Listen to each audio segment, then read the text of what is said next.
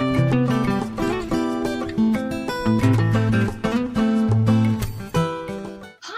my name is Chelsea Robinson, and I have been with 413 Rep since its inception. My husband Daniel and I joined with their very first production of Les Miserables back in 2014. Wait, no, 2013 now. Man, time flies. And I have worked with 413 as a director, as a costumer, as an actor, as a choreographer, as a dramaturge, as an accent coach, as a stand-in stage manager, and as a wig stylist. My own experience with wig styling has mostly just been trial and error, and you can't really tell right now because it's all up in a bun, but I have very long hair, and I love playing with it, and especially making it look like different styles from different eras in history. So today, my plan is to show you how to make a Gibson Girl early 1900s style hairstyle on this wig. So when you're trying to do an updo style, like a Gibson Girl, and I'm talking about the big poofy bouffant up and then with this bun at the back, kind of at the top of the crown, you want a wig that's going to have some length in it. So this is a fairly long amount of hair on this wig. It would probably come to about waist length if you were wearing it. So here, it could be shorter. Basically, as long as you have a wig that goes to, a little bit below your shoulders, you should have enough hair to work with. Another aid that might help, especially when you're trying to get a lot of volume in a wig, is using some form of additional hair to serve as cushioning. The technical term would be a rat. Fun historical fact: if you were doing your own hairstyles in the 19th and early 20th centuries, whenever you brush your hair, you would save whatever hair came out of your brush and stuff it in basically stockings and use those as pads for giving yourself some of the volume that a lot of the hairstyles call for. Okay, so first things first. When you're dealing with a hairstyle like this, you only want to work with the amount of hair that you actually need to at that time. So because of the nature of the Gibson Girl hairstyle, you're going to need a ring of hair all the way around the hairline to work with, but the rest of the hair you can pull up and out of the way, and you actually want to make a ponytail kind of at the crown of the head. So basically, let's see, it's kind of hard to see here, but where the wig has that center point, you kind of want to aim for creating a ponytail right around there. So I'm going to leave about an inch to an inch and a half width of hair. I'm going to leave that alone right now. Then I'm going to pull the rest of the hair back into kind of a top knot ponytail. Quick and dirty, I think is the phrase. So again, this is just to keep it out of the way. Quick twist and clip like I do with my own hair. All right, now I'll put this back this way. Definitely make sure that you have a pin at the base, the back of the neck of your wig as well, to keep things from pulling forward too much. Okay, so as you can see with this style wig, it's, the default styling is a side part, and this is not a lace front wig. The nice thing about Gibson Girl and other types of hairstyles is you don't necessarily need a lace front wig because everything is kind of supposed to go forward before it goes back, so it will hide an unpleasant hairline. So you don't want to pull things back really tight like that. You're going to want them nice and loose and flowy. What you want to do is place the kind of the middle point of the braid at the top of the hair, top of the wig, and line it up so that it is at the hairline. So usually you'd think, oh, we want it further back so that then the hair is going to be pulled over it. But you want to take advantage of all the volume you can get. So when we're going to pin this in, but we're going to pin it so that it forces the hair to stay over the hairline or to go forward past the hairline. And pull out just regular old hairpins. We're going to pin it in. Here's a trick that, again, a bunch of you probably know. I maybe learned a year ago after many, many years of using hairpins. When you put a hairpin in your hair, you don't want the ripply side to go up. The ripply side actually goes towards the scalp because that's the part that grips onto the hair better. You want the flat side to be the part on the upper end. So I'm sure there's a thing where you're not supposed to use your teeth, but oh well.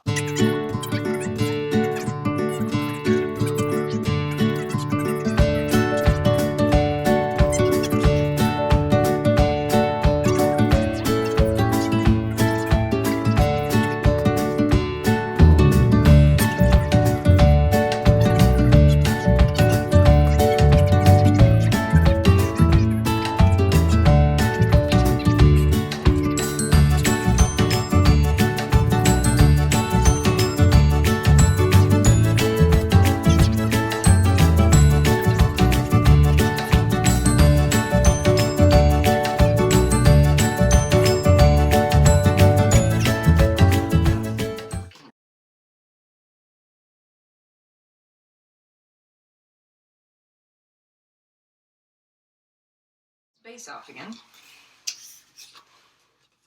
You know, that should be about what the back of the head looks like.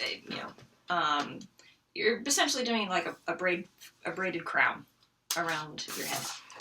For now, we're going to leave this wad of hair alone and start playing with what to do with the front. So in this case, we kind of luck out because the big Gibson Girl Belle Epoque hairstyle often would start with a side part.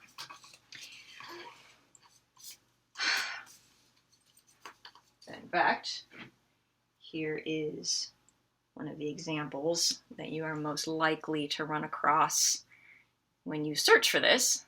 So I'm kind of going for that look. At this point, if you haven't already, you want to give your wig hair a bit of a brushing down and a quick spritz with the hairspray because you want it to have a little bit of body going into this styling rather than trying to apply it all at the end. So, and I mean, basically we're going to be teasing it like you would if you were trying to get a lot of volume in your own hair for a similar type of hairstyle.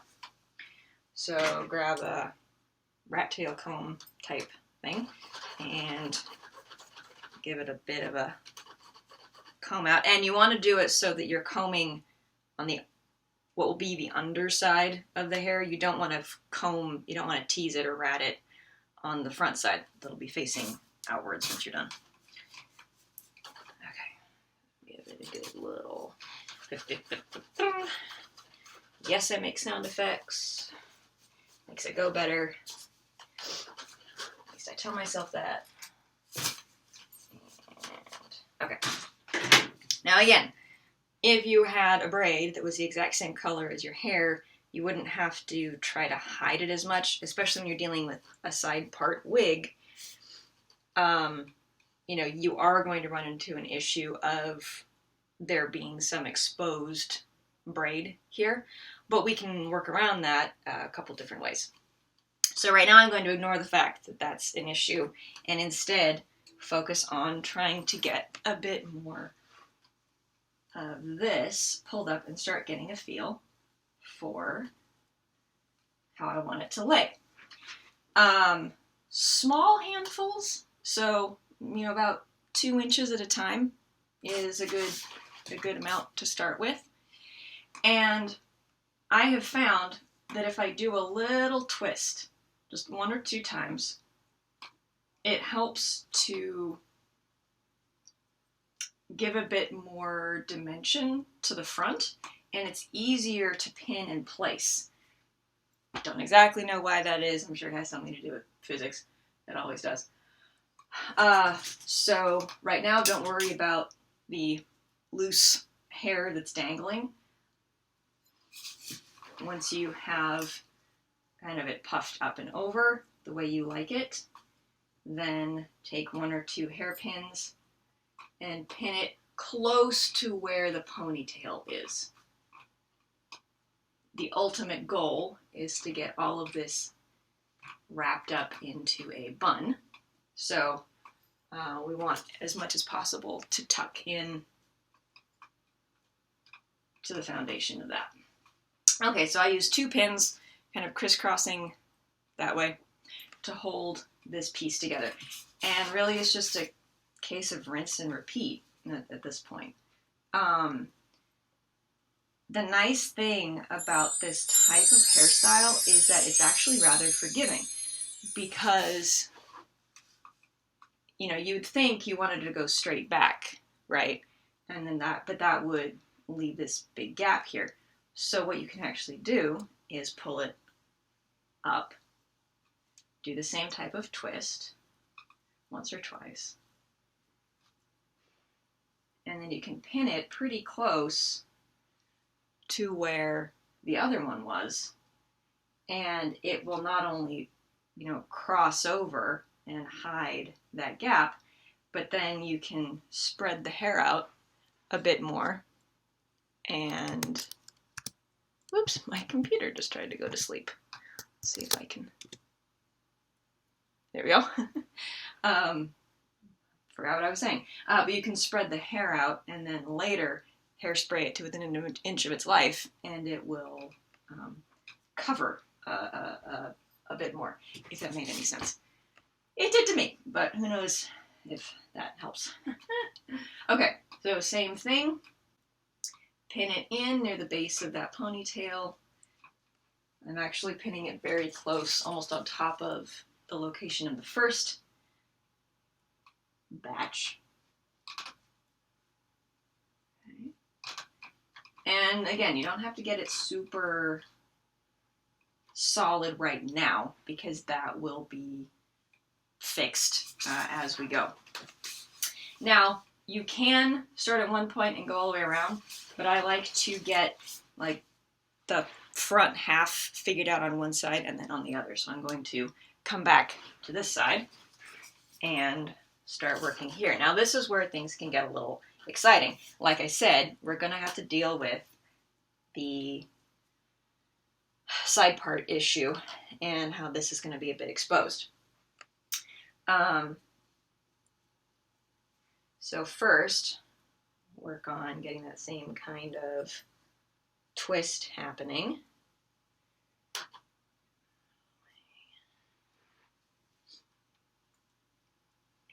And as you can see, that sits rather nicely, but we do have this.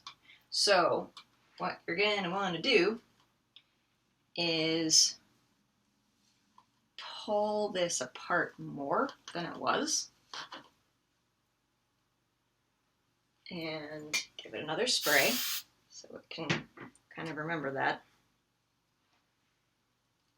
And then pull this actually over a little bit more so that it is going to match and catch up with the initial. So there's still and we're back. Sorry about that. Due to technical difficulties, I just had to, I think I finally got the stands to sit firmly again. And as you can see, I did continue a bit more, kind of finishing off the right side of her head to the same degree that I did on her left. There's still the back bottom part to play with though.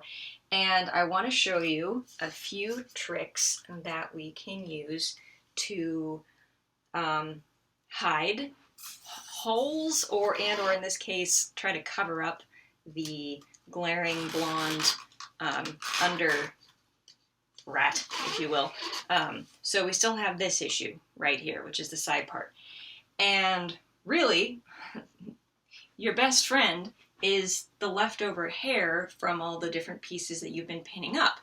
So if you still have them loose, which hopefully you do, you can take one of them and fold it over into that piece, that hole, kind of figure out where it is. All right, so this is the spot. Pinch it off, do a couple twists, and then tuck what's left of it through and lay it along the hairline. And now you have a rather convincingly covered gap. Now how do you make it stay? Hairpins.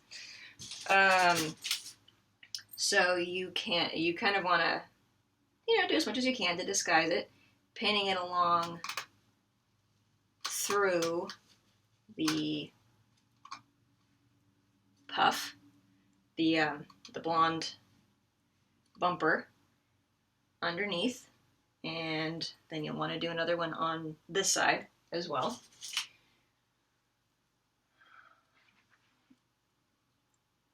And the nice thing about a lot of these, especially the Gibson Girl hairstyle, is because it kind of has a windswept look to it.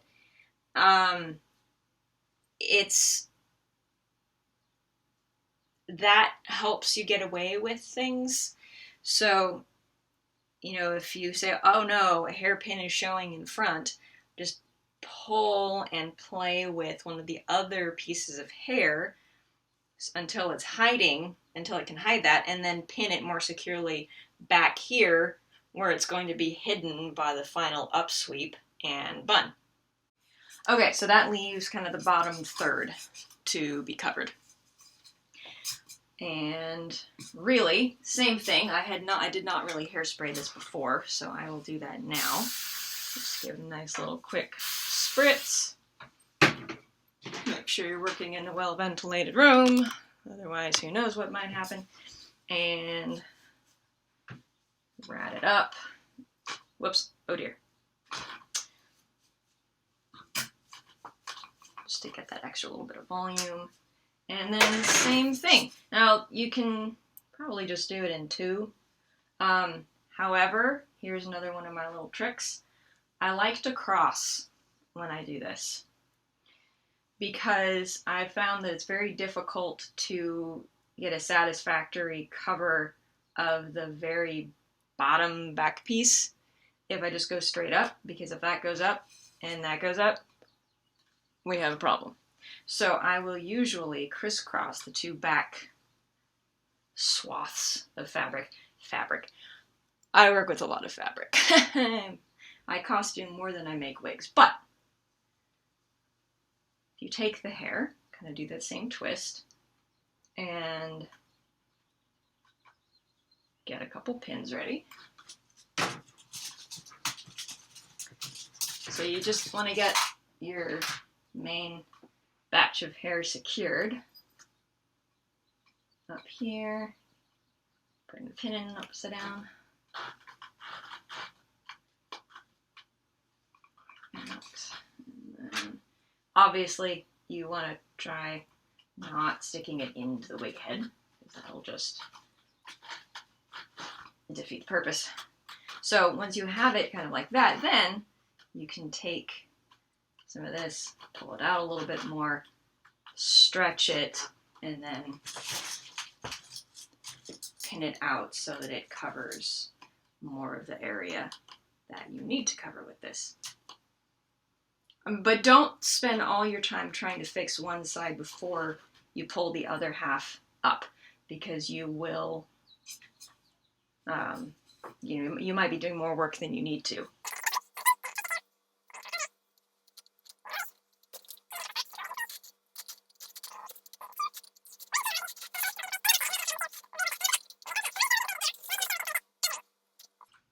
So same thing. I'm gonna pull some of the hair up to hide it. And there, okay, it's not perfect, but it's getting there. You can see how there's more coverage than if you had just pulled them straight up. I need to do the same thing a bit more over here. Get the under piece, which was the first back piece we pulled up, crisscross there. You can even pull this out a little bit more. And pull this in here. Okay. Now, whoops. And yeah, some of the pins are definitely going to be loose and wobbly. Now, from the front, it's actually looking pretty good. You know, it has that rather uniform poof going all the way around. Okay, so here we are with the, so this is half of the ponytail section that I had pulled up at the very beginning. And this is the other half of the ponytail section that I'm twisting together with the remnants of all the various sections that we've pulled and pinned in place. So what I'm doing, here I'll back up a little bit, is taking about half of this ponytail section, and then this is all of the hair that is pulled up from each of the pinned bits, and twisting it together. So we're basically going to do a dual bun.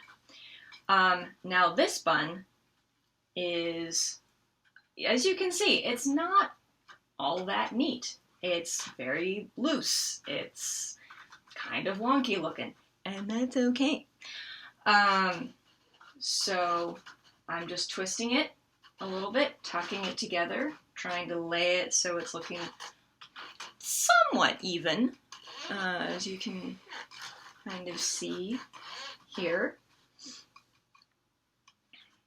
And I'm just gonna put a few pins in place. Now the second knot, the second half, which is what we're gonna do with the other portion of the ponytail, we're gonna be aiming higher. We're gonna try to get it up here, because that is one of the trademarks of this type of hairstyle. It's that big knot up on the top of the head. From what I've seen of a lot of pictures of these big top knot styles, is the top knot is almost always a twist of some sort. So go ahead and twist the hair up. Now you want to pull it up as far as you can, and then pinch it kind of at the middle point and let it twist in on itself. So you've got kind of one of those rope things happening, and then fold it again, and you have that silhouette of the big little pokeball, poof ball, I don't know what you want to call that, at the top of the head, and it should be visible from the front, and what do you know, it is. So once you get that in place, start pinning.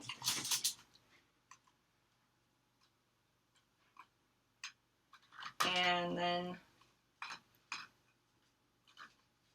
you can then start combing and doing a final hairspray attack to keep everything in place as much as possible. Now, the amount of support, meaning glue, that you need to give a wig very much depends on how it's going to be used. If this is a cosplay and you're gonna wear it, you know, all day, yes, it definitely needs a lot of support. It needs a lot of hairspray. It needs a lot of pins to hold it in place while you're doing stuff. But if you're not going to be changing in and out of costume a lot, as would be the case with most cosplays, because you're typically in one outfit for the event, the con, or whatever, then in some ways your hair doesn't have to be quite as durable. If you're in a play or a musical and you're dancing and quick changing and, you know, taking stuff on and off all day, then you need a lot. You need a lot that is going to hold this down. In cases like that, I would highly recommend getting the, well, you know, those really loose nets that wigs often come in. They make them in blonde, they make them in different shades, and so I would put that around whatever kind of the main hairpiece is, just to keep it from getting frizzy, to keep it from getting super tangled or caught in hooks or buttons or zippers or whatever. Alright. Okay, so here she is.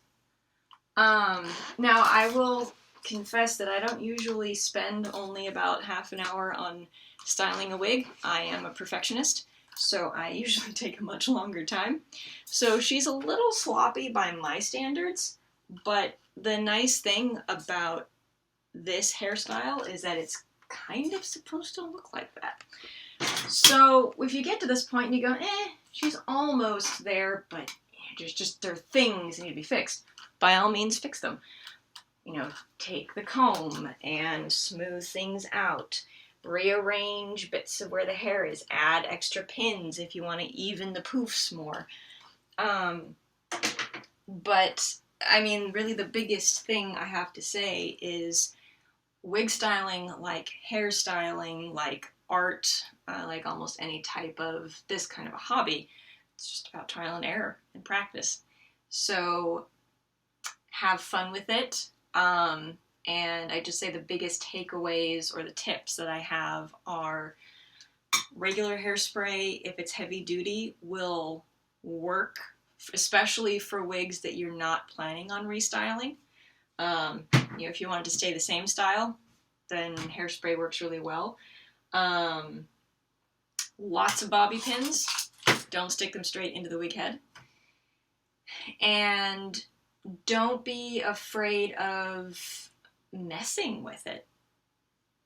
So, anyway, this has been Chelsea Robinson with the 413 Project, 413 Repertory Theater, and thank you for your time.